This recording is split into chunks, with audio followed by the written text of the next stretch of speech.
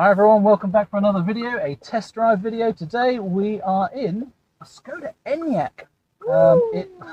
Susan's with me. We're going out for a drive to Fakenham, so I thought I'd set the cameras up and do a nice drive along and give you our first impressions of the car. So, this is a 80 model, so they sell it in two models. Just noticing the camera bumping around, hopefully that's going to be steady. They sell it in two models, the 60 and the 80, that's the battery size, so that's how they differentiate. And then you have different level interiors that go along with that. You can have the cloth interior, the cheaper interior. You can have the mid-level interior, which has leather, which is what we've got here. And you've got a choice between normal leather or eco leather. And eco leather is in a lovely brown colour. I actually really like the look of the eco leather. Don't know what the interior feels like of that, but the look of it looks lovely. And then you have a third option as well, the Sportline. And the Sportline doesn't have leather seats. It has like Alcantara seats and sport sides to them with leather bolsters at the side. My preference, Sportline, but I'll get into that later. So you've got those different levels of the car. It's the battery size, then it's the interior trim, then you get option packs, and I think Skoda are quite well renowned for you have to order everything as an option. Again, we can get into that later as well. I want to give you the impression of what the car is driving like. And first impressions are exceptionally good. What do you think, Susan? I like it. And you just get that feeling of liking it instantly while you're in the car, and you can't explain why. The look of the car is extremely premium. Now, if you'll remember from my Mach-E test drive, we were divided. Susan thought it was more premium than my Kona. I thought the Kona was more premium than the Mach-E. This Skoda, both of them, hands down, better quality. More premium than any of them. Yeah, it's just hands down, it is more premium. You do not have to argue about it. Just the look, the feel, the design features, it is really, really nice. The immediate things I notice is it doesn't feel soft and squidgy like the Mach-E. It's got more sportiness to it. It's got a little bit more firmness to it. Seats are very wide. They're supportive and comfortable, but I do feel like I could be a really wide person and still be very comfortable in this seat. I'm used to a Mini that hugs you. This is the opposite. The car isn't hugging me. Everything's further away. The door's further away. The steering wheel's further away. Screen I'm having to really reach for. There's so much space in the car. Can I just add on the seats? You can have what you like, my darling. That on the Ford Mach-E, I'm a smaller person, but I felt. Right, I need to speak up myself. Oh, but I was really lost in the Ford Mach-E seats, and I felt unsafe. I was floating around. But these seats, even though Nigel said they're wider, they are really comfortable. One size fits all. And they're not the sport ones either. The Sportline are even better as well. So I've had a play with the climate control. That was really easy to use, even though there are no actual controls, so no dials to turn volume up or to turn fan speed up and colder or warmer. It's all on the screen. But what we have down along just above the cup holders, the air vents, are basically almost like quick menu options. So you press climate and the screen changes to climate, and you press mode and it gives you your sport modes of eco, normal, sport, and then a configurable mode. And you've still got your climate controls being able to set at the bottom here. So it's not as easy as just an ordinary one. If all you're used to is turning a dial and that's it, then yeah, you've got to go into climate. You then go into climate, wrong one. Choose your classic air conditioning and then change the fan speeds. So, but it's a nice big screen, isn't it? And you can see everything. It seems well laid out so far. It is. The screen is very clear. I would have preferred one that was angled more towards the driver to bring this corner closer to me for touching, or a curved one like the Ioniq 5 and the EV6. That would have been better in my mind. But the screen here for the Speedo, it's tiny. I'm really, really surprised for a car that this car's probably £45,000. For a car that's £40,000 to £50,000, to only have the one main screen and then a little driver display one. I would have expected there to be two and them to merge and to blend together, and the sat nav to be in ear as well. Going through the settings on the screen here, I've been really surprised at how many there are and how many extra features there seems to be. Automatic recuperation of the regen, so it's detecting where you should, presumably from the sat nav, and looking for ahead of where you might need to regen and adjusting automatically. There's lots of little features that appear to give an option that the other cars don't have. This is a very well spec car and a lot of good technology. I really like that. So far I've been able to find the trip meters very easily. It's very easy to configure, very clear to see. Miles per kilowatt hour, we're doing on average 3.8 at the moment, and that's just setting off from the dealer. We've done 1 mile so far, so yeah, we're starting on almost 0, so hopefully we can get above 4 miles per kilowatt hour. But yeah, everything on the screen, very good. The charging screen, again, it's very clear. We're at 98% battery. It's a nice clear indication that you shouldn't charge beyond 80% for optimum battery charging. There's a reduced current charging option, really good. Very clear description here of auto release of the cable as well, so for locking your cable on and when it releases. So it seems very clear. It's not complicated. I like this system. It's really good. We'll test the sat nav in a moment with Susan as well. Yes, can I just add too, I am a very novice, nervous EV person, and I would be prepared to have a go at this because they seem to have laid it out very clearly and it seems easy to follow so far, so I'd give it a go. Anyway, we're doing this, suck it and see on, and see how we get on. Leave that in there. So, driving anyway, we're talking about the driving. So the other thing to say so far is, it's a big car. It's tall, it's wide, it's got presence. It is a big car. You fall out of the car as you get out of it. It's quite tall.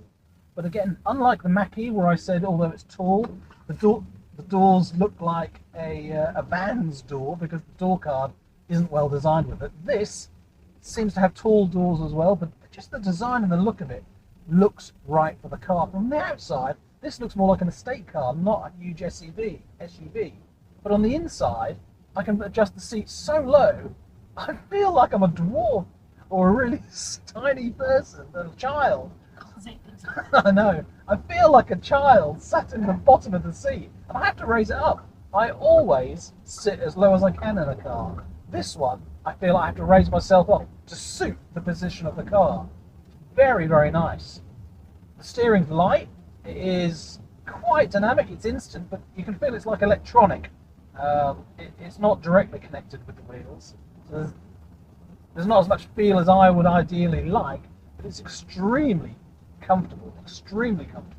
Very gentle and soft to drive. We'll have a go at a couple of roundabouts here and see what it's like being a little bit more sporty. I think we're just in normal mode at the moment. The only feature I haven't been able to find so far is the park hold and the auto hold on the car.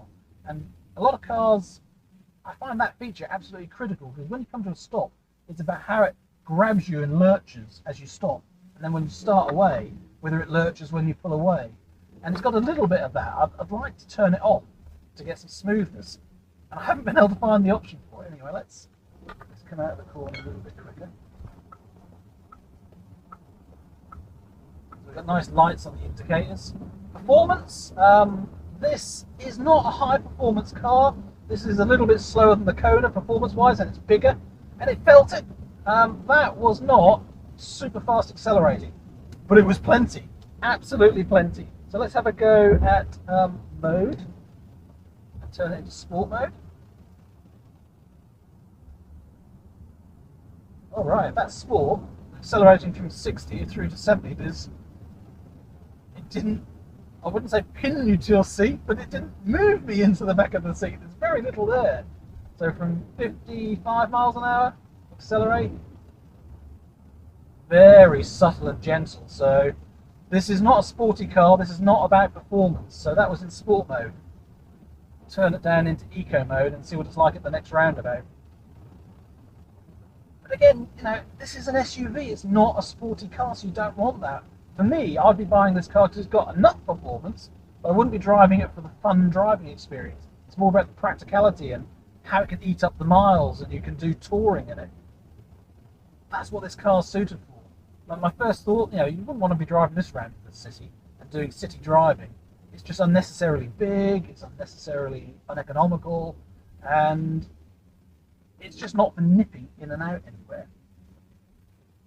But no doubt, having said that, lots of people will buy it to take the kids to school in, won't they? Ah, right, so there you go. I've just tried testing the paddles because they are for regen apparently. So I was told, but we'll find out along the way. So the drive button, the mode button here, I'll drive, reverse, and neutral, and then you pull it back one more for brake. It's very much like the Nissan Leaf and like some other cars that have regen like that, so you can turn it on. But then when you pull it again, you're either going to B or auto recuperation. So we're in brake mode at the moment. Let's play with the paddles. Let's see the difference between auto and using the paddles.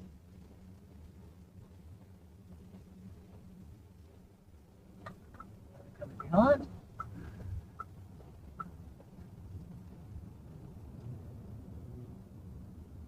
Comfortably up to 60 miles an hour. So foot off the brake, and it's slowing down gently. Paddles aren't really doing anything, so let's accelerate again and turn it into auto. So it's not braking at all now, there's no regen, it's in auto. And the paddles aren't working. Oh, there we go.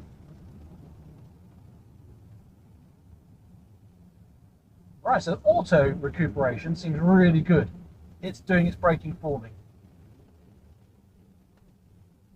It's just doing that on its own.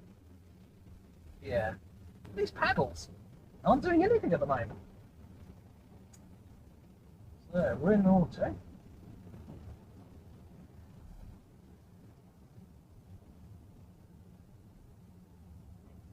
Okay. Try again. So it's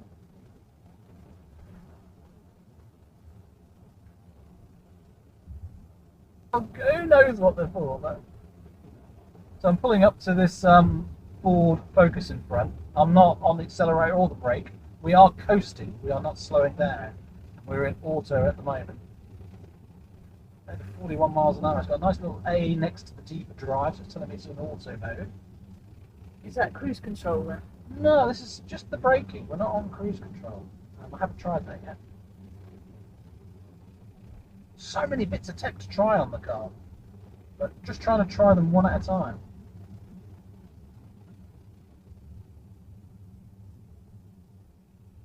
It's crazy, isn't it? And people will look back at my video here and go, "Why didn't you read the manual?" Because that's the whole point of this test drive video, to see how intuitive it is and whether it is easy to make sense of these features. If you have to read a manual to find something hidden away, it's not ideal. Yeah, these paddles aren't displaying anything on the screen at all.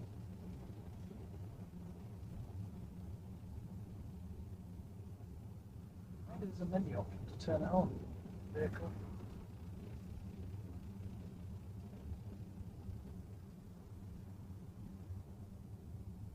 No.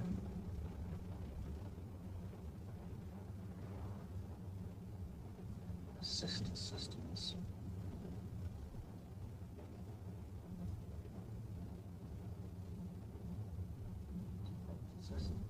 There's the issue again. The button to do refresh is so far away. Why can't they put it closer where I can reach it? Lane assist departure is all on. Road layout, adaptive cruise controls all on. So nothing on regen. Regen's just on this button down here for the brake. So cruise control isn't on the buttons on the steering wheel. Cruise control is on this little lever down the bottom. And you can flick the stalk up and down. Oh, very, very nice. Well, did it see the sign? Yeah, and adjusted the speed. So that's better than anything I've tested so far. That not only is it adaptive cruise control, but it's adaptive on the speed signs that it's picking up on speed camera recognition. Wow. So it adjusted then from 40 to 30 without me adjusting the speed. Very, very nice Skoda. Is that a first then? It's the first that I've tested and had working. I know some of the other cars have got it. There's talk, isn't there, that they're going to make that standard, but it has to automatically do it. That's a good idea, because how many people miss a speed sign and don't adjust the speed, and then you adjust it halfway into the zone, where this predicts it. It saw it ahead, camera-wise. Very, very nice. Like it. These buttons are changing the screen as to how much of the screen is taking up with the active cruise control screen and the miles per hour and range. It's a very simple display on there. So all I've got here is the speed sign saying 30. Hopefully it's now saying 50. It is accelerating. I love it. This is very nice. I'm not accelerating or braking, it's doing it all. Wow. So all it's got is the speed limit that it's detected is on the screen, and I've got the actual speed we're doing, which is 49 and a 50 limit. It's got D for drive and A next to it for the automatic recuperation, and how many miles of range we've got, 253. Then on the left hand side I've just got the cruise control showing me that there's a car ahead, it's managing the distance, and it's doing self-steering as well. It's a little bit darty, it's doing very...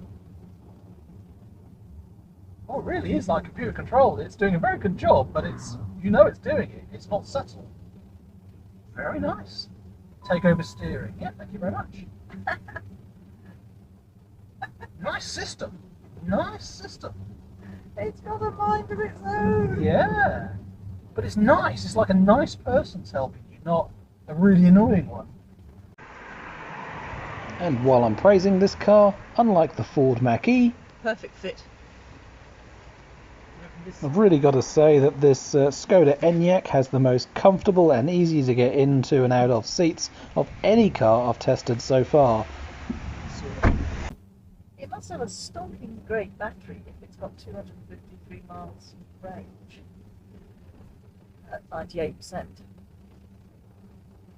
Yes, it's a 80 kilowatt hour battery with 77 or is it 72 kilowatt hours available for range. So yeah, it's very, very good.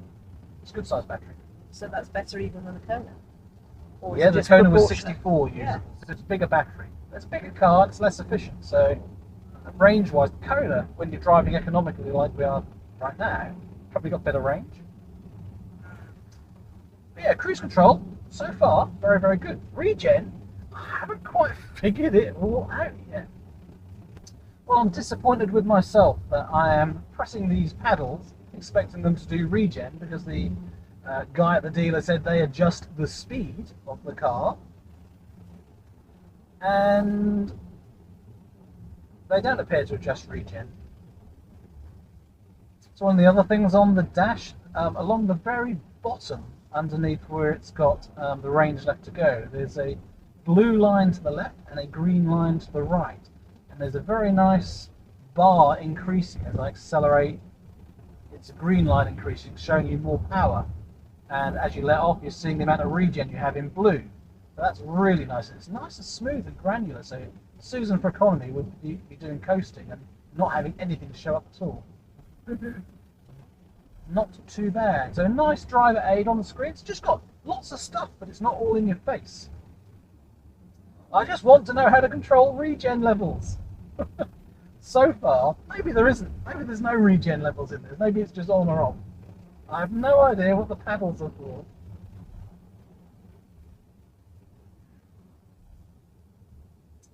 Don't you just hate it when you do a video? You're supposed to be the expert. You're supposed to know what you're talking about, and you can't get something to work. Normally it's cruise control. I find some of the cruise control and active cruise control features, lane keep assist, those are awkward to get to and to configure.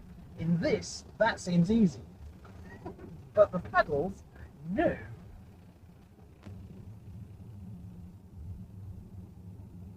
That's interesting. So I'm thinking plus was for adding some regen to brake.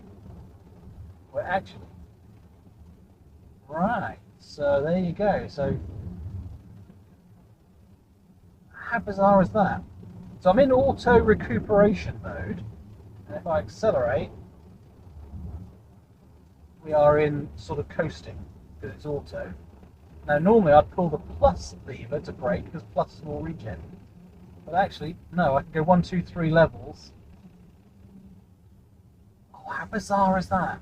So pulling the minus lever increases the level of regen. It goes up +1, +2, +3. So minus actually increases, and the plus reduces. That's where I was going wrong.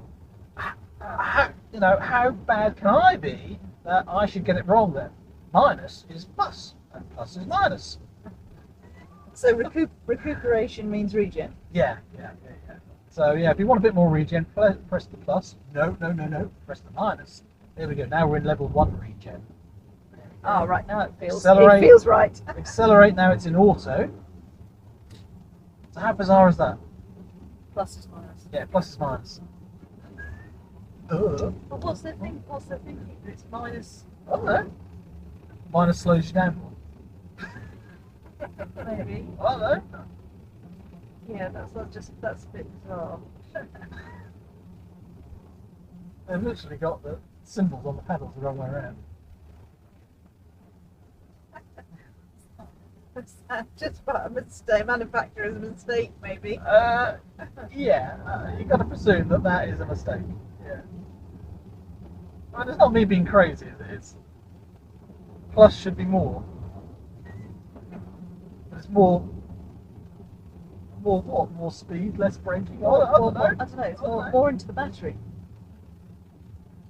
It's very odd how it works though, because we're in like cruise now. Not cruise, we're in coasting. I'm talking to you actually, not camera. Sorry. So we're in like coasting, so it's just going fine. Yeah. If I give a little bit of regen, so that regens now, that's good. minus. That's the minus. But as soon as I accelerate again, it's in auto, now take off, now it's back to coasting.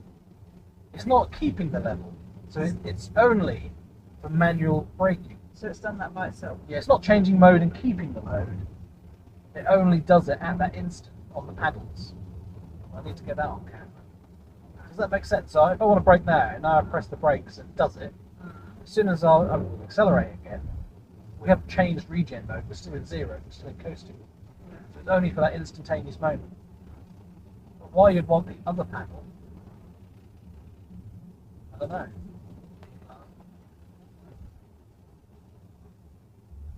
Look at that, it's seen. There's a junction sign.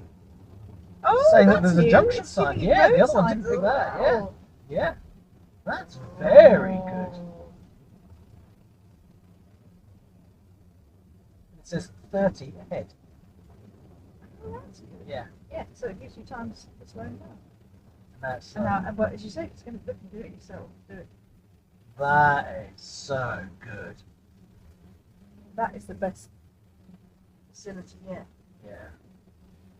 Really, really like that. That's actually useful, as well as going to say. I mean, okay, you wouldn't want to get into a frame of mind that you relied on it, because otherwise you wouldn't be driving, would you? But it's a very handy thing to have.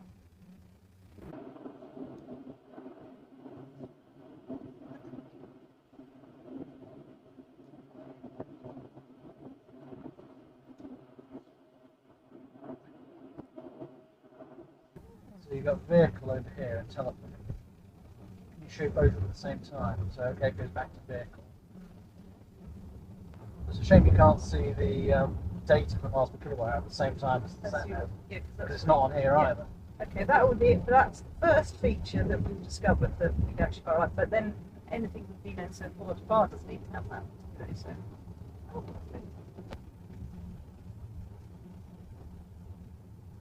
No, we've got 3 modes coming up. Now I've got the sat nav controls in here as well.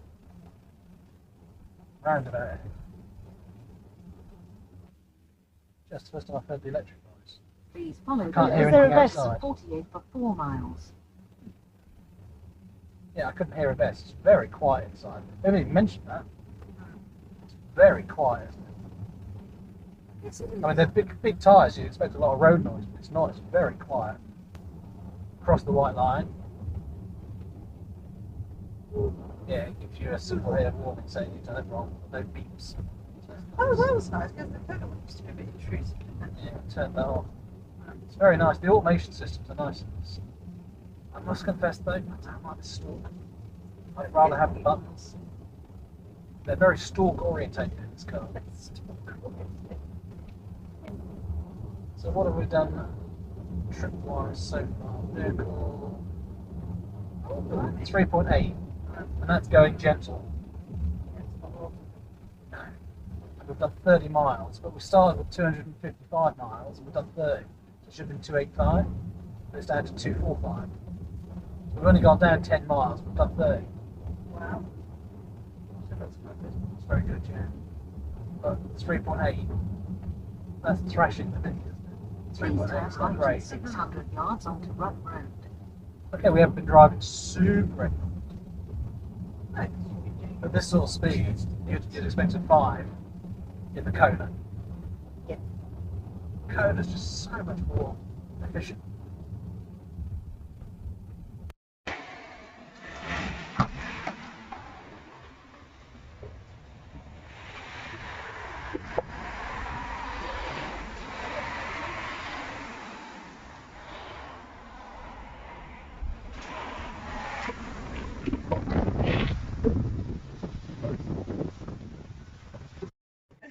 Cracker, come here.